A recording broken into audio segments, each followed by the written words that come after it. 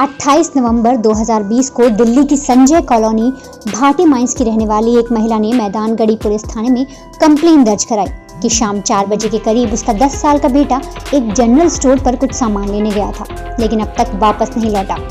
Police ने अपहरण का केस दर्ज कर मामले की जांच शुरू की। बच्चे की खोजबीन करने में कोई कसर खाली नहीं छोड़ी जा रही थी। पुलिस 10 साल के बच्चे को ढूंढने के लिए दिन रात एक कर रही थी कि जांच पड़ताल के बीच पुलिस को पता चला कि बच्चे के माता पिता कुछ साल पहले एक दूसरे से अलग हो गए थे और बच्चे की कस्टडी को लेकर माता पिता के बीच केस भी चल रहा था। ऐसे में पुलिस का पहला शक बच्चे के पिता पर गया। पुलिस ने आसपास के तमाम सीसीटीवी फुटेज को खंगाला, लेकिन कोई सुराग नहीं मिला। यहाँ तक कि बच्चे के पिता की हर एक मूवमेंट की जांच भी की गई, लेकिन फिर भी कोई सुराग नहीं मिला। तभी 24 दिसंबर को पुलिस को एक बच्चे की लाश जंगल एरिया में एक तालाब के अंदर बेहद सड़ी गली हालत में मिली। जब उस बच्चे की पहचान हुई तो पता चला ये वही बच्चा है जो 28 नवंबर से गायब था। पुलिस को किडनैपिंग केस की जांच करने के बाद अब मर्डर केस की जांच करनी थी। उनके सामने बच्चे के कातिल को ढूंढना एक बड़ी चुनौती बन गया था। जब पुलिस ने अपनी जांच का दायरा बढ़ाया तो एक नाम सामने आया और वो नाम था बिट्टू का।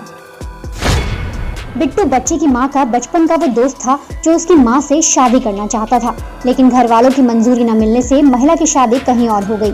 लेकिन 2 साल पहले जब महिला अपने पति से अलग होकर अपने माता पिता के घर वापस आई तो बिट्टू ने एक बार फिर उससे दोस्ती करनी चाही। बिट्टू ने उसकी मां के साथ साथ बच्चे से भी अच्छी दोस्ती कर ली। वो बच्चे को लेकर अक्सर बाहर जाया करता।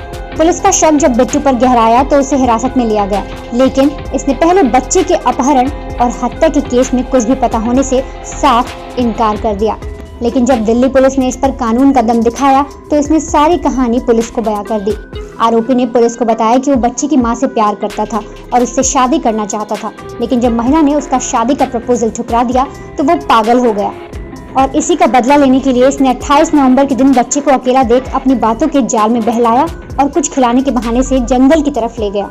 जंगल में पहुंचते ही बिट्टू ने गमछे से उस 10 साल के बच्चे का गला दबा दिया और उसकी लाश को तालाब में फेंक कर घर वापस लौट आया। इतना ही नहीं, अगले दिन बिट्टू फिर वारदात वाली जगह पहुंचा और तालाब में ऊपर ही तैरती बच्चे की लाश को देखकर वो डर गया। आरोपी ने फौरन तालाब के अंदर से बच्चे की लाश को बाहर निकाला और उसे पत्थरों के नीचे छिपा दिया। बिट्टू इसके बाद एक पेट्रोल पंप पर गया, जहां से वो 50 रुपए का पेट्रोल लेकर आया और बच्चे की लाश को जलाने की कोशिश की, लेकिन कपड़े गीले होने की वजह से और कम पेट्रोल होने की वजह से वो लाश को जला नहीं पाया। इतने जतन के बाद भी जब वो सबूत मिटाने में कामयाब नहीं हो पाया तो उसने बच्चे की लाश को पत्थरों के नीचे छिपा दिया, लेकिन उसके मन में अभी भी अपने पकड़े जाने का डर सता रहा था। इसलिए वो अगले दिन फिर से वारदात वाली जगह गया, जहां उसने बच्चे की लाश पर से सारे कपड़े उतार दिए और फिर लाश को प्लास्टिक बैग में भरकर दोबारा तालाब में फेंक दिया। इतना करने के बाद वो निश्चिंत था कि अब अगर पुलिस को लाश मिल भी जाती है तो उस पर शक नहीं जाएगा और बिट्टू का यही वारदात की जगह पर बार बार जाना पुलिस के लिए सबसे बड़ा सबूत बन गया।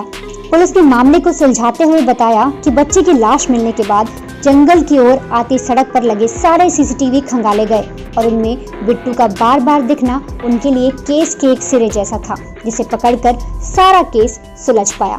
साथ ही दिल्ली पुलिस ने इस मामले में ये भी बताया कि बिट्टू ने अपहरण और कत्ल की ये साजिश एक मशहूर क्राइम टीवी सीरियल देखने के बाद रची, तभी वो कत्ल के बाद इतने सारे तिकड़म लगा पाया।